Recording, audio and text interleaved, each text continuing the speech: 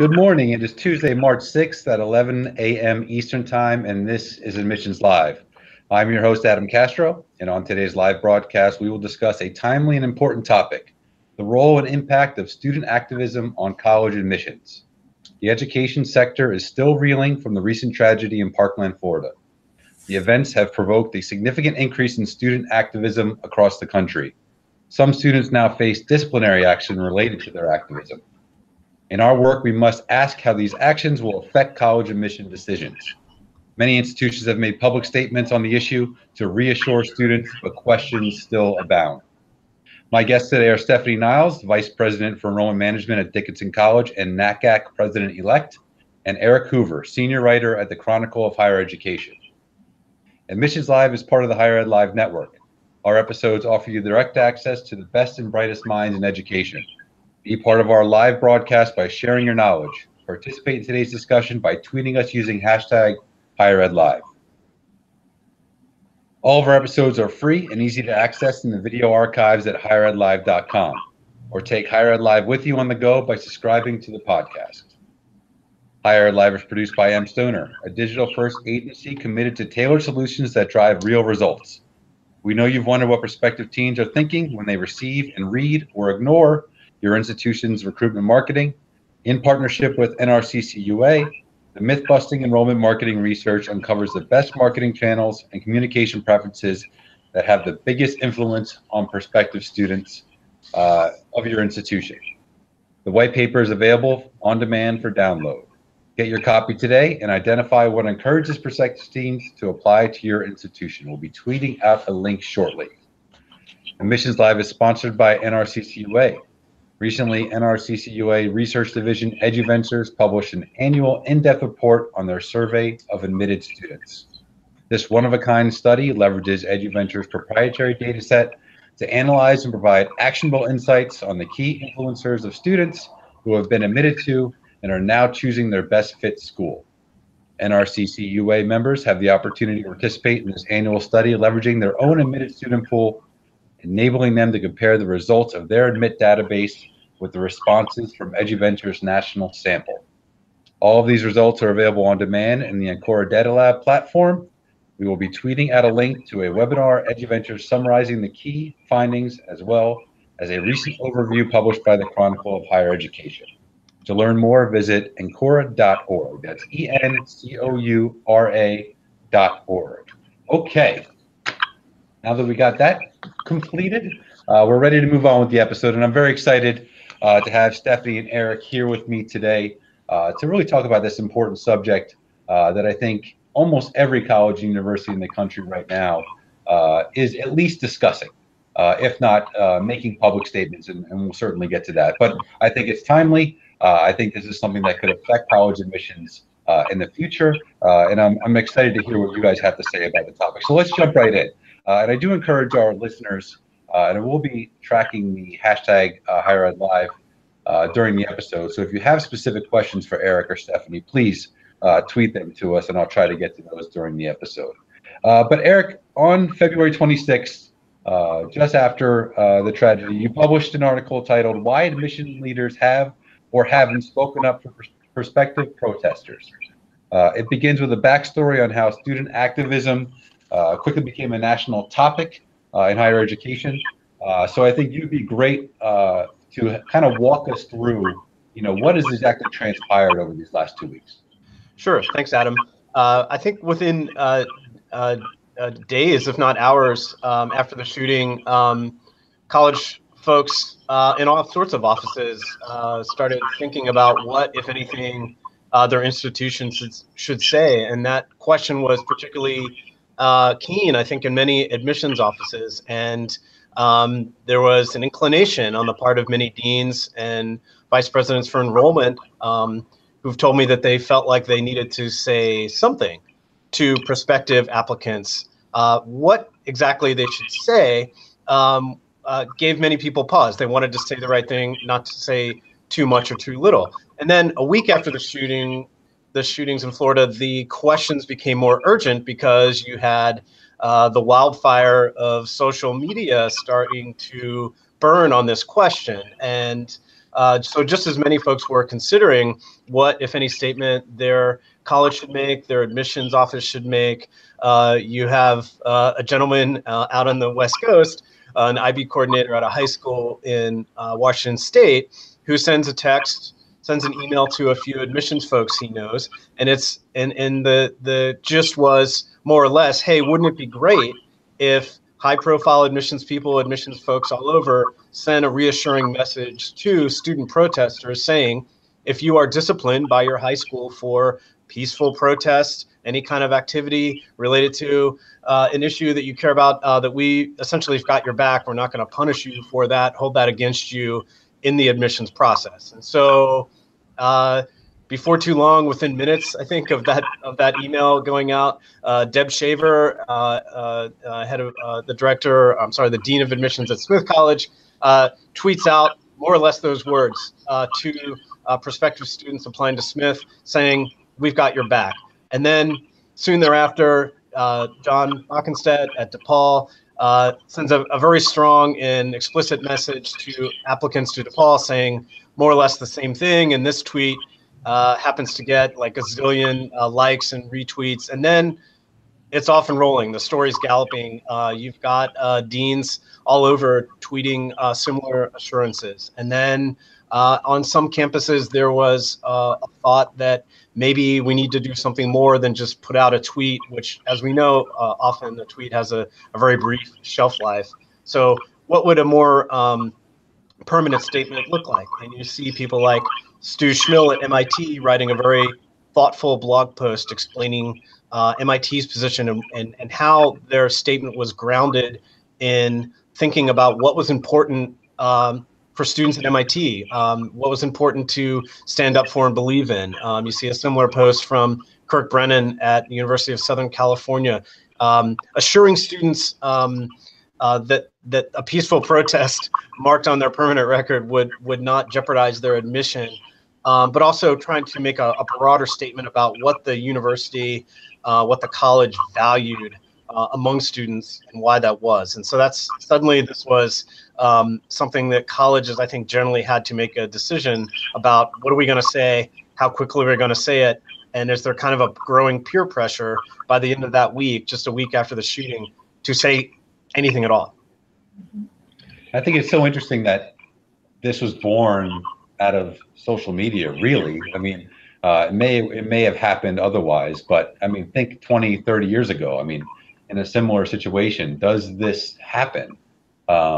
Because I think one of the things that we'll talk a lot about today is momentum. And, you know, once the momentum started going with this and colleges started making statements, and their alumni started asking about statements, and right. prospective students started asking about statements, that's when the momentum really picked up. And it's only recently really slowed down a bit. So I just think that this is the world in which we live now. And I just think it's a perfect example of how social media and our interactivity is really going to drive a lot of our decision making in higher education, you know, for the foreseeable future. Mm-hmm. Stefanie, I want to talk to you because obviously, as Vice President for Enrollment Management at Dickinson, you were on campus when this happened, and you were really there to see what the reaction was from your student body, but also the reaction from administration. And you're one of the institutions, you know, that came out with a statement of support. So can you talk us a little bit about, you know, what happened on your campus when this started to pick up steam, and what led to the decision making to make the statement that you did? Sure. So certainly it's impossible for your heart to not go out to the young people directly involved in the shooting, their teachers, and all the administrators who supported them. And so collectively, our campus certainly was very supportive of these young people and the tragedy that they experienced and the short and long-term impacts that this will have on their lives.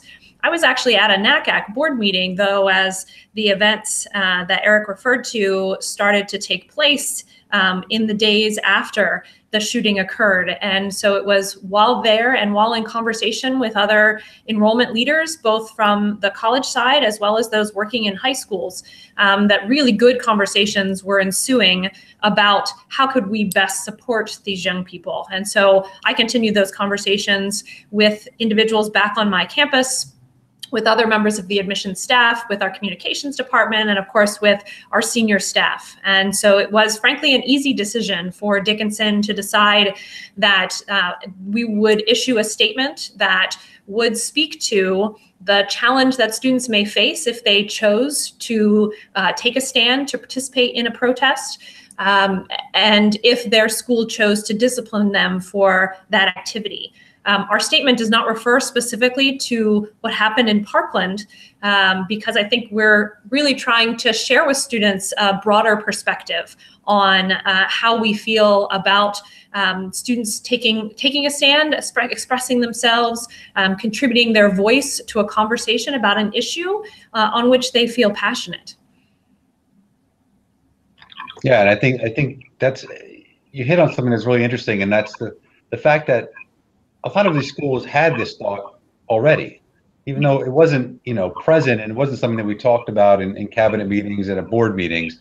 But there was always an underlying level of support for this type of action, I think, at many campuses across the country. But maybe there wasn't a statement, or maybe there wasn't a reason to answer the question, because it wasn't being asked by prospective students. And the Parkland students speak, hashtag, and then the following that they got and the momentum that got, that gave colleges and universities like Dickinson the opportunity to really just reiterate their support for students that was already there. You're right. And I was asked if this was a new policy, and as you indicated, it really wasn't. It just hadn't been stated in this same way. But really was in response to certainly the situation at hand and to questioning from students.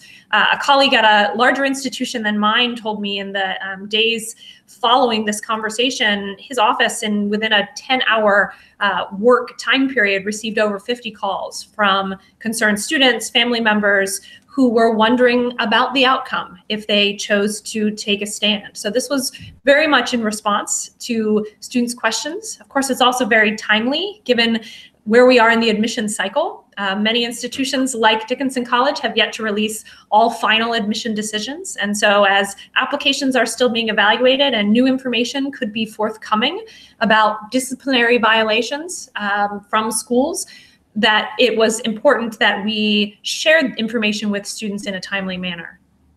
And for you, I mean, has this slowed at all? I mean, are those phone calls still coming in? Are those inquiries still coming in? Or was it really that 10-day time period where you were just kind of inundated with these questions? I would say it was a time period specifically where, and hopefully many of our students are aware of our stance at this point. We have chosen to share that pretty broadly on our website, through social media, to ensure that students and families and counselors specifically have this information if they are indeed asking the question. Excellent. And so you have the unique position of also being the president-elect of NACAC, the National Association for College Admission Counseling. And so can you talk a little bit about the position that NACAC has taken as it relates to discipline from protests and activism for students? So NACAC doesn't have an official stance on this particular issue, but as I mentioned, our board was gathered along with affiliate leaders from across the country, from our state and regional affiliates. As I said, lots of conversation ensued on this issue. And we determined that really, as a member organization, serving those individuals on both the college side and in the high schools who are helping students access college, one of the best things we could do would be to create a resource through which colleges could share information about their stance on disciplinary violations of this nature and how they would react to that in the admission process. And so, on the NACAC website, there is a resource that can be accessed by students, by counselors, that can be shared, where about 276 schools, I believe, have indicated what their policy is. Eric, did you want to add something to that? Yeah, I just think this is an interesting moment for admissions folks. For one thing, it was an opportunity to talk about one aspect of the process that may be well known within an admissions office, but completely unknown or unknowable or mysterious to all the students applying and to their parents. How does a college look at discipline, whatever it might be? And I think, the answer, for better or worse, leads back to this familiar word, and that is context, right? What kind of disciplinary action is it? Did you get in a water balloon fight and get in-school suspension in 9th grade like I did? Or did you get in a fight in your senior year that was maybe really awful and violent and you hurt someone? Those are both examples of the kind of things that might show up on a student's record, but those are different kinds of discipline. And so I thought, hey, it's an opportunity for admissions folks to shed a little light on something that's already true. Hey, we don't look at all disciplinary infractions the same way. The mere existence of one disciplinary action on your transcript, maybe not ideal, isn't like a total deal breaker. So I just found that to be an interesting moment. It's not every day or every year that admissions leaders are kind of called upon or forced by circumstances to say something a little bit more in a little bit more depth about what they do and how they do it. And I think that there's an eye of the beholder thing happening here as well. I mean, both at the high school level, whoever's evaluating, a water balloon fight or a fight or a protest, they could evaluate that, differently in terms of how discipline will be handed out to the student and ultimately be put on their transcript or put on their permanent record. And the same thing at colleges. I mean, I think, everybody is going to look at a protest, regardless of the topic, differently. There's a human element to this. And so, what I was questioning, and Stefanie, I'd love to get your insight on this, is, how do we assure students that this really is being considered in the admission cycle? That, if I have one student, and if I have two students that look almost identical on paper, I would love to admit both of them, but I cannot. One has an infraction on their record for a peaceful protest, one does not. How do we assure students and families that, we're not going to take that into consideration, knowing that those admission decisions are made, in a back office somewhere, and notifications, are sent in a big envelope or through a portal? Yeah, I think it goes back to what Eric said. There is subjectivity in this process, and one individual can view one infraction differently than the person who sits down the hall from them reading the same application. And institutions as well can also view disciplinary infractions of the same ilk in a different light. And I think that goes back to, on an institutional level, it goes back to institutional mission, it goes back to their priorities. And so I think it does require that if a student were to have an infraction of that sort appear on their record, they'd have to ask some questions. They'd have to determine how that infraction, that violation may be viewed in the admission process. I couldn't sit here and say, I can assure each and every student that no matter where they apply, that one student, that giving the example you used, would be treated the same at every institution.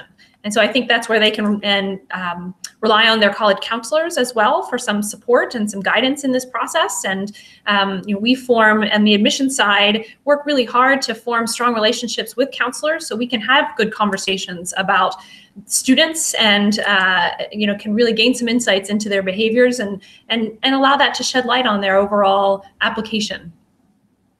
Yeah, I just think it's one of those things that it's another one of those tricky situations, and just like in any admission decision, there's so much that goes into it that the human element is going to play a massive role. One of the things that I find extremely interesting about what's going on right now is this solidarity that seems to be forming between high school students and admission counselors, and I think on this particular topic, and I think that a lot of that has to do with that the age gap is not significant in a lot of cases. You have admission counselors, many of which that are coming, right out of college, working with 17 or 18-year-olds through the college admission process. And Dana Bradstreet, who's very active on Twitter, posed a question earlier this week, talking about the fact that she's going to be at a college fair on March 14th, which is the planned national walkout day.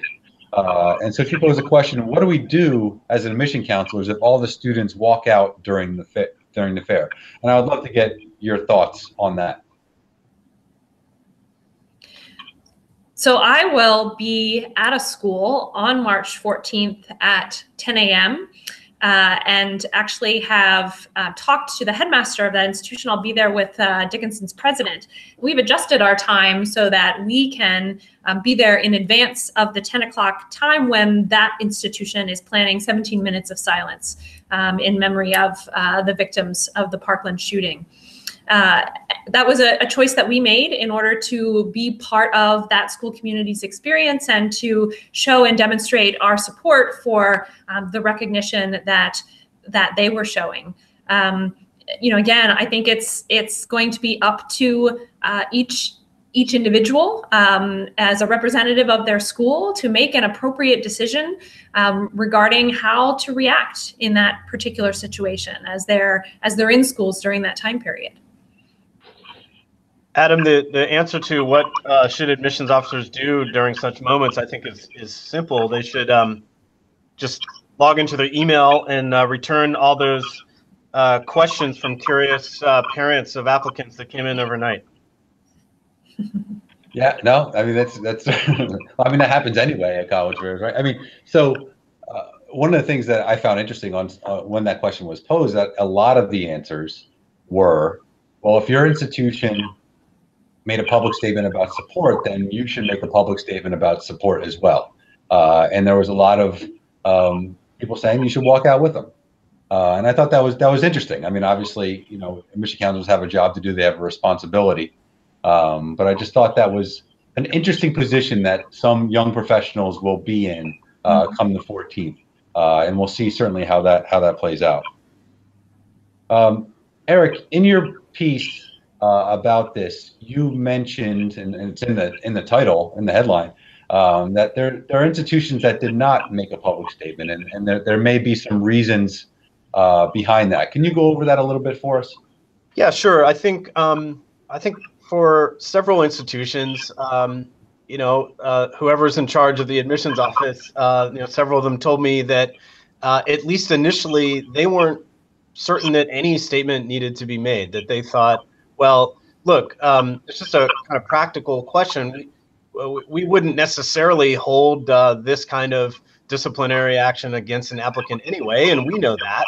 And then many folks then soon thought, well, wait a minute, is our silence on this issue, or will a non-statement be seen as some sort of meaningful silence or a lack of support of students who go out and protest peacefully for whatever reason?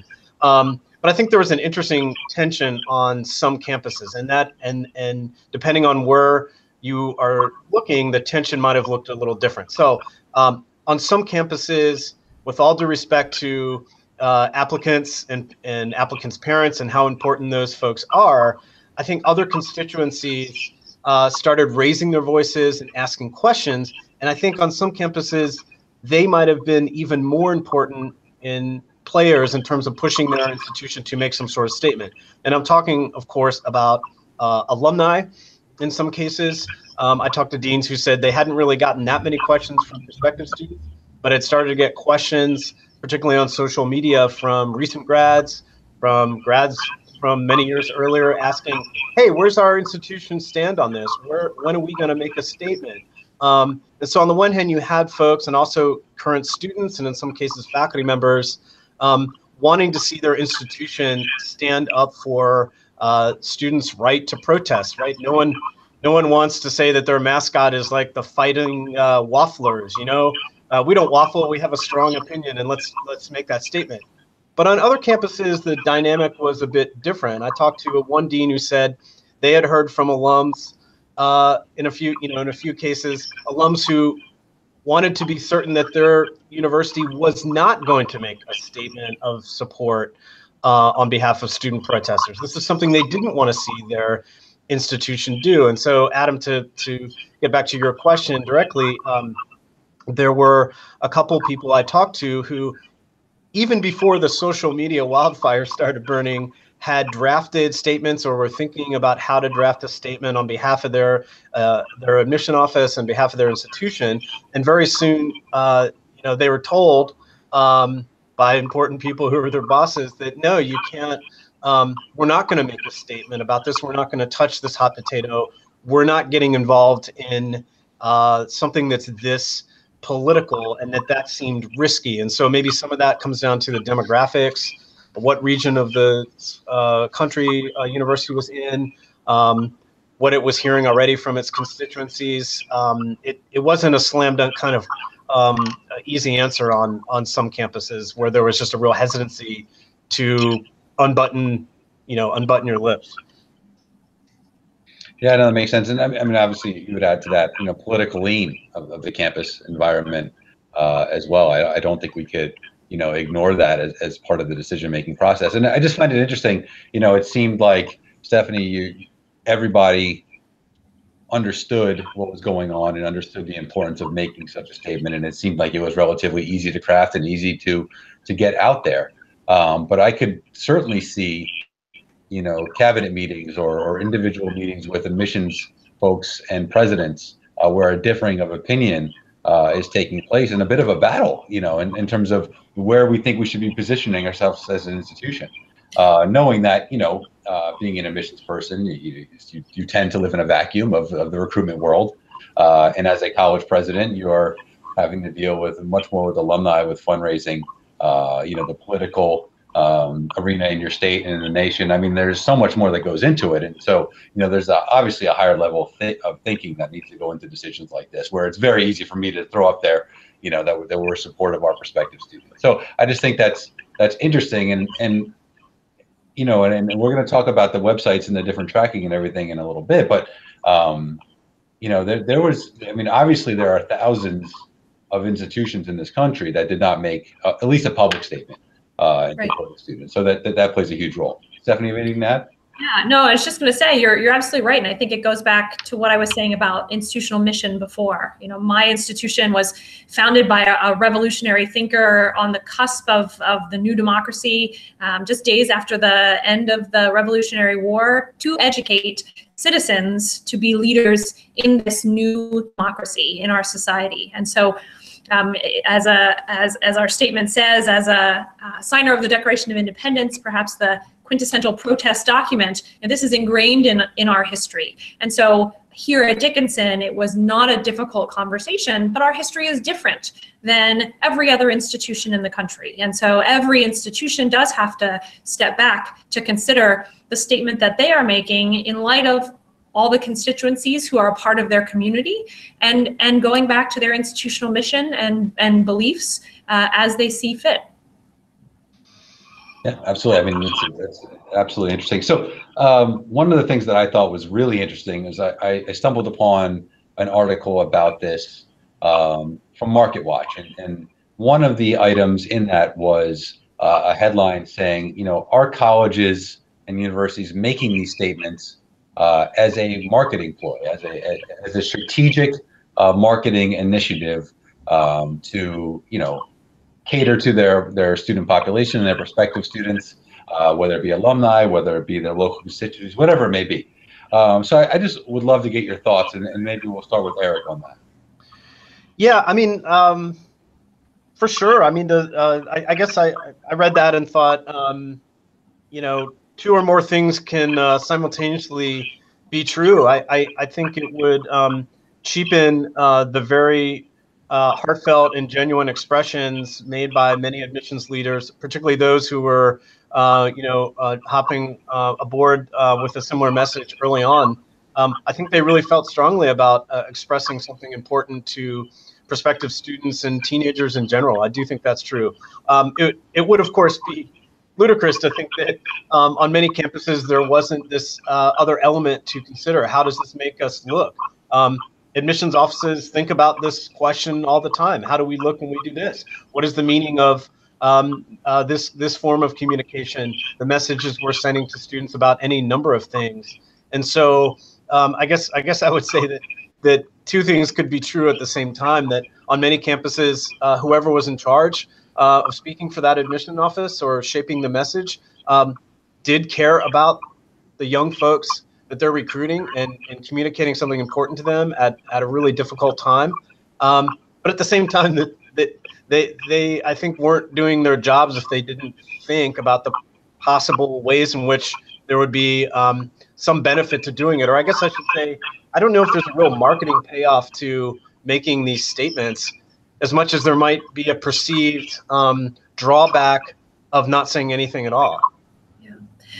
I think, I can honestly say that I never thought about it from a marketing angle in the process of drafting a statement and sharing this information. It was really about sharing information. It was really about sharing something in response to questions that were being asked and concerns that students and counselors were having as they thought about next steps and thought about ways students specifically to express themselves. Would they feel short and longer term repercussions that reverberated even beyond their high school, but into their college search? So I certainly think Eric raises absolutely valid points. I know that, again, thinking here and thinking about conversations with colleagues, it was truly about information sharing, I think, for the many people whom I spoke to about this. Stefanie, I mean, again, I think that's right, and that's true for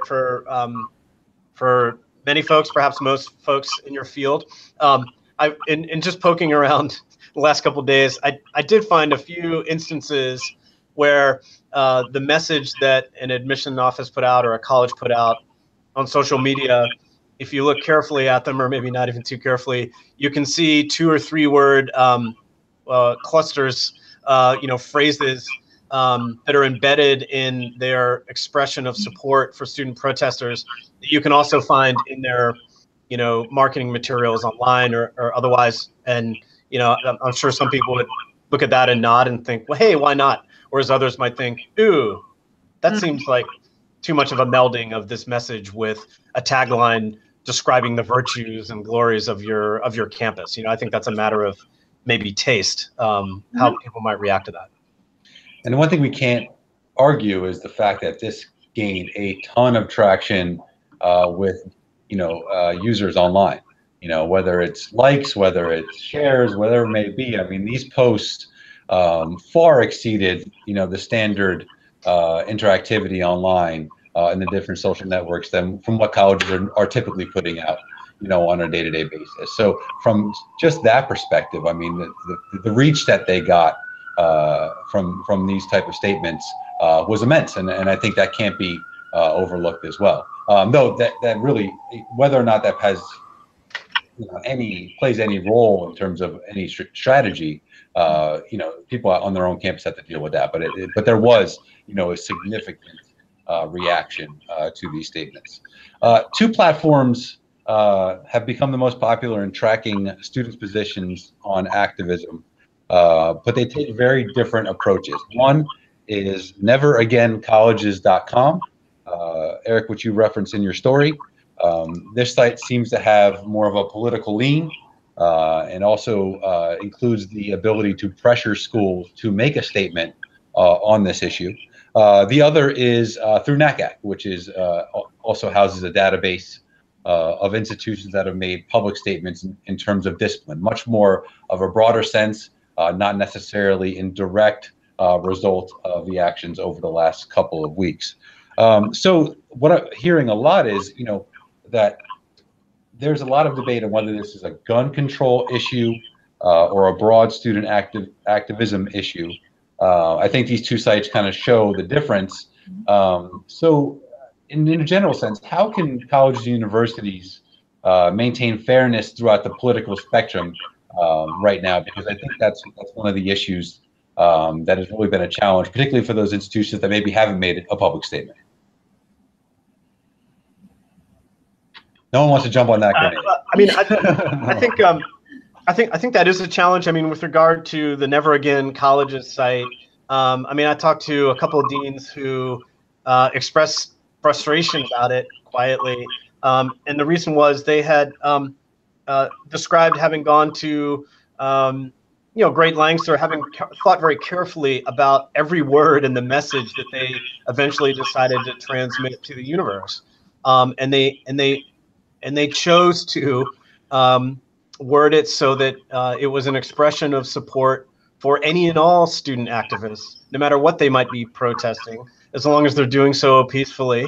And then suddenly they're listed on this website as an apparent supporter of a movement, based on a particular viewpoint about gun control and gun safety. And while that might have squared with their own personal opinions in the case of these two deans, they felt like throwing up their hands and saying, wait a minute, this kind of works against the statement we made with all students, with all backgrounds and perspectives and political viewpoints in mind. And now here we are, there's our logo on this Never Again Colleges site saying, essentially, I mean, it basically says this in so many words, that, you know, this college has come out in support of students who support this particular movement. And I think that just complicates the challenge of crafting kind of a broad, inclusive message going forward, because this website is out there, and it, at least in the first couple of days, got a lot of eyeballs. Yeah, I would agree. I mean, I think that in general, these statements were in response to a particular movement, but were crafted to be more broadly supportive, you know, to share and appreciate the situation that students, as I mentioned before, in a very timely manner might find themselves in, but to share information, as we've already talked about, that's not readily available about how institutions view students taking a stand. You know, I think, you know, if I were to kind of summarize behind the scenes conversations that occurred here at Dickinson, and I'm guessing at many other institutions, you know, it's about student protests in many ways is an educational step. You know, it's a way for a student to gain confidence in themselves, to find new ways to express their voice, to demonstrate that they feel passionate about a particular issue, but also hopefully it's a way for students to listen to the perspectives of others as they are also sharing their thoughts and opinions and values on a wider range of topics. So, you know, I think by putting the statement out there, you know, there will be people and individuals who will interpret it in many different ways, and in some ways by leaving the statements less specific, we open ourselves up to that interpretation. Yeah, I mean, it's just an interesting place that we're in terms of, you know, having to tread, you know, carefully, but also crafting a statement that actually means something. And one of the most interesting things is, you know, in social media, we all have the ability to comment. And, you know, when colleges and universities put up these statements, you know, they open themselves up to comment. And so, like everybody, I think, I started going, you know, searching some of the more well-known colleges in the country and seeing what people were saying to these statements. And one of the things that I found that was really interesting was a lot of the comments were from current students at that college or university. And many of them were not supportive. And the stance that they took was that the college university was not living up to the statement in which they made for their current students. And a couple of examples were students that were disciplined for peaceful protests, whether it be for raising minimum wage on campus, or whether it be appealing a decision made by the academic judicial system, as specific examples. And so, you know, it got me thinking, is this something that's very easy to say, but very difficult to implement and provide fairness amongst both prospective and current students? Any thoughts on that? Yeah, I think the answer is absolutely. It is one thing to say it, and much more difficult to put some of these statements into practice. You know, my colleague covers higher ed leadership. You know, he heard me doing some reporting on this question, and he said, you know, more or less, he said, I'm anxious to see if colleges are so understanding to students next time they all decide to protest and take over the administration building for a week or a month. And I think that's just an inherent tension in the admissions field. What can we say about our campus that's true and meaningful when many things happen to be true at once on a campus?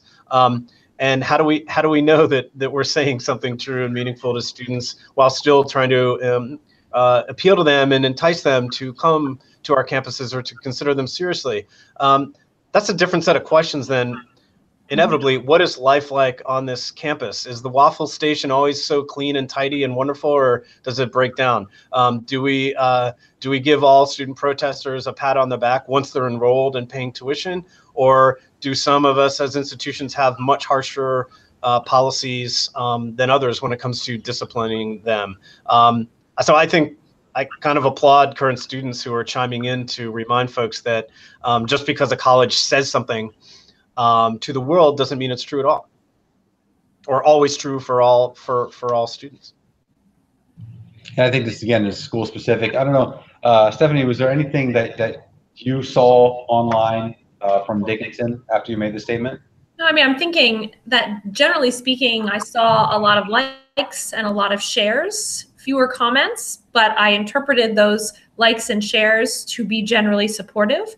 You know, and I'm thinking we've had several peaceful protests on our campus in the time that I've been here, and students have had the opportunity, have had the right to express themselves in that way. And so I think I'm in a very fortunate position to be in a place where what our statement is consistent with the way in which we have created a space on campus where students do have the opportunity to express themselves in that way. And I realize that's not necessarily the case everywhere, but I think fortunately that does exist here at Dickinson.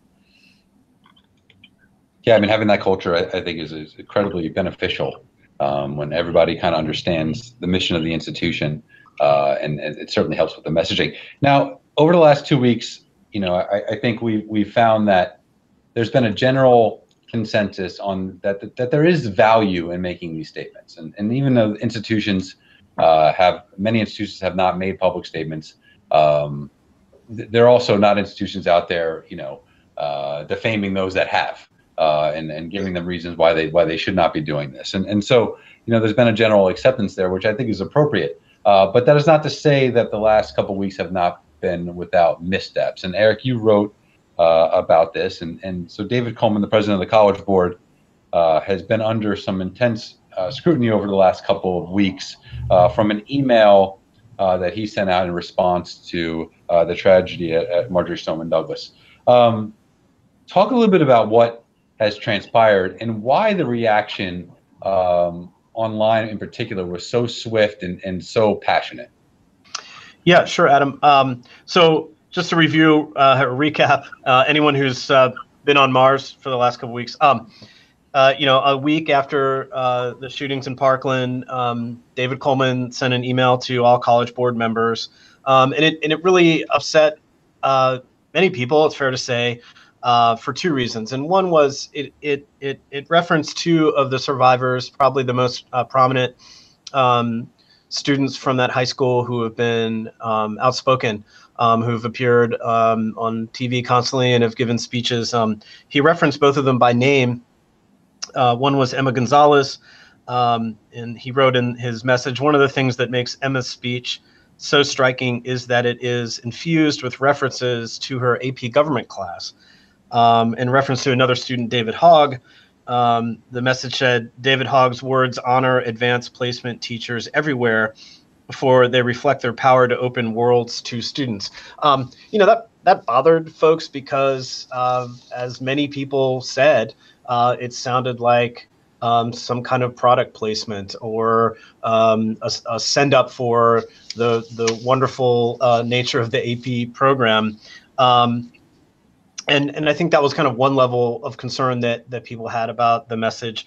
But I think the big one really was the other one, and that is, you know, there is a point in the message where Coleman writes, "I do not write today to endorse Emma's every word. Her speech may have benefited from a less partisan approach and an attempt to better understand the positions of gun rights proponents." You know, several folks I talked to and several more whose comments were immediately broadcast throughout the world on social media just really found it upsetting that the head of arguably the most powerful education entity in this country seemed to be picking at the words used by a young woman who had survived a school shooting 1 week earlier, and people just felt baffled, I think, at best, and angry at worst about that. And so again, just as you saw with the deans making, admissions folks making statements online, there's 1, there's 2, now there's 10, there's 20.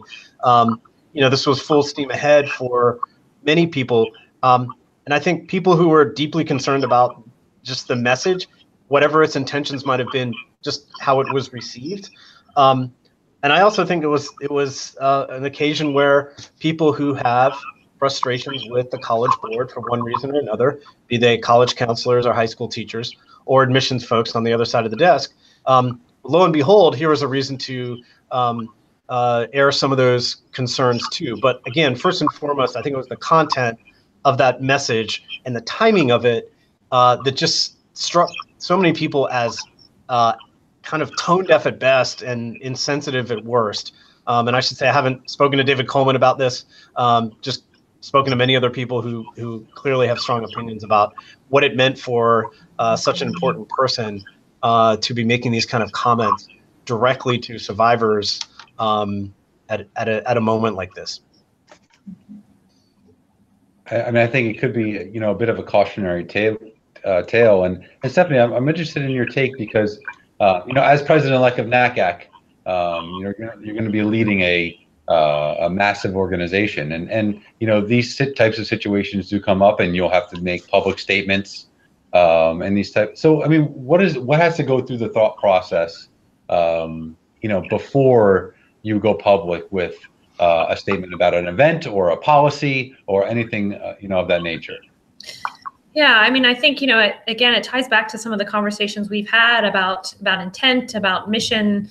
I agree. I think Eric's comment about tone deaf at best, and what was the other? I can't remember the other statement you said at worst. But that is also what I heard about this specifically over and over again. I think it's a difficult situation. When you go back to what we talked about related to marketing, I think that was what angered so many people, was that this did appear to be sort of a shameless plug of College Board products and the way in which College Board products had an impact in this particular situation. So I think, lots of care, lots of internal conversation, a real understanding of the situation, an appreciation for the tragedy and the difficulty that's faced here or in another situation of this sort is really necessary before taking too quick of a step or a misstep to express one's thoughts or opinions. Absolutely. Stefanie, I'd love to stay with you for a final thought. And that is, has these last 2 weeks changed college admissions? And if it has, how so? And if it hasn't, why hasn't it?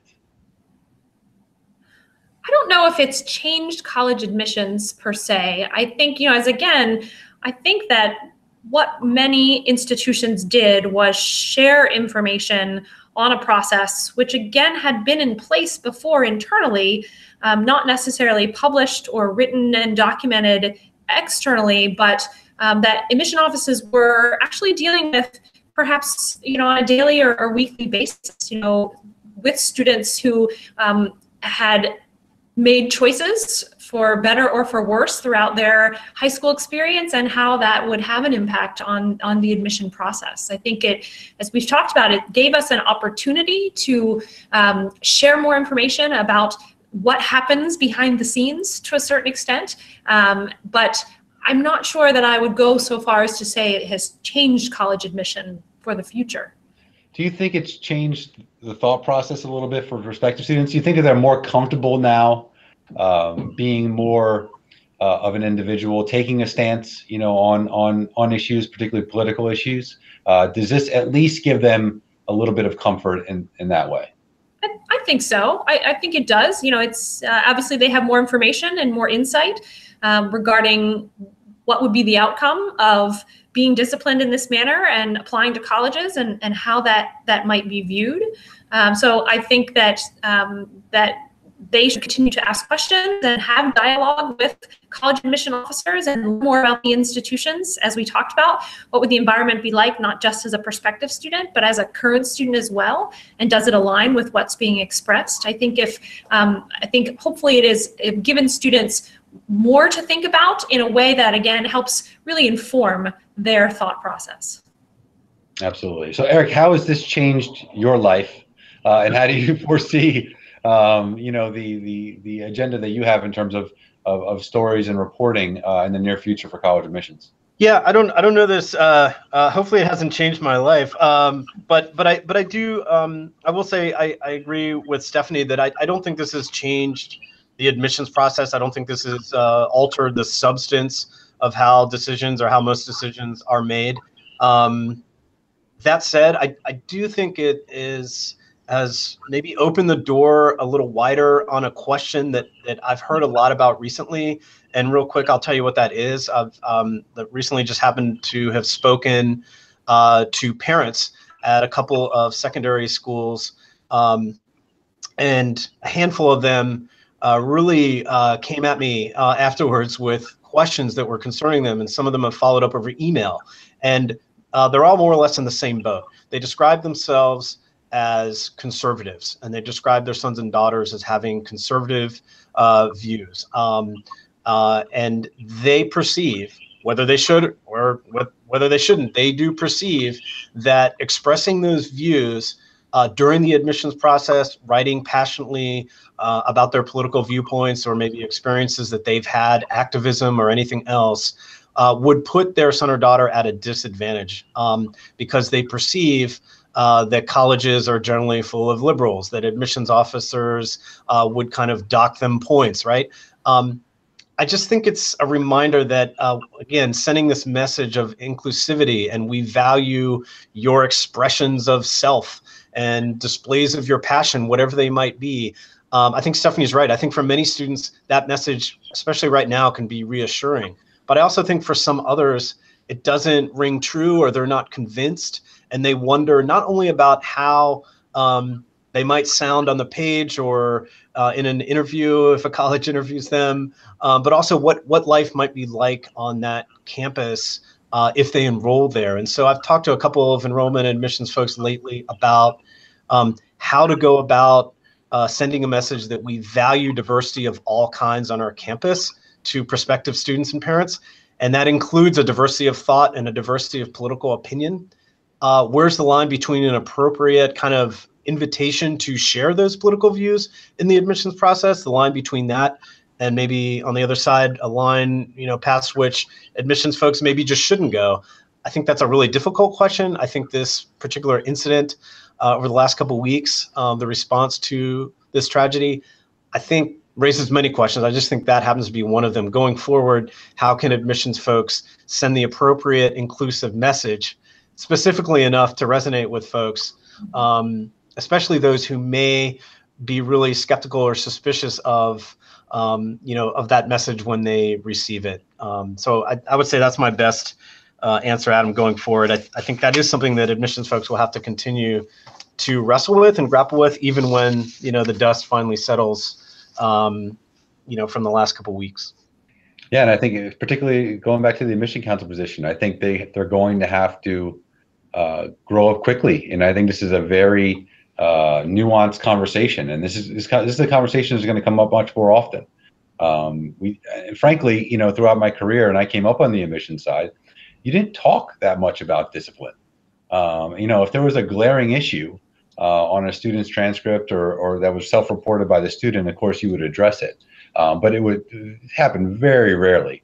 And I think if more of this movement gains momentum, if more students are actively protesting in their community and at their high school in particular, we're going to see it come up more and more often, and we're going to have to make some tough decisions in terms of where the line is between, obviously the line between for lawful is pretty clear, but the line for peaceful, is open for interpretation, and I don't think that's going to change no matter what type of statements that we put out there to assure students. So I think it is going to be a really interesting, certainly next couple of weeks. I'm very interested to see how things transpire on March 14th.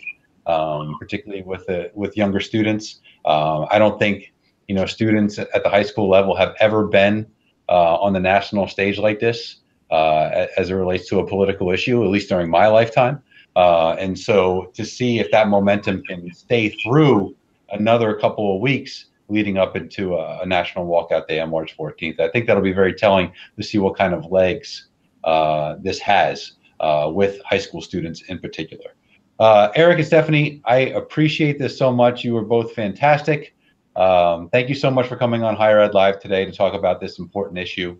I certainly hope that you join us online using hashtag Higher Ed Live to just keep that conversation going and allow people to ask you questions and the like. And I'm sure people are going to have a lot of questions for you. As always, I want to thank you to M. Stoner. You make us go. Big thank you also goes out to our sponsor, NRCCUA. Again, Eric and Stefanie, thank you. Have a great day, and thank you for being on Emissions Live. Thank you. Thanks for having me.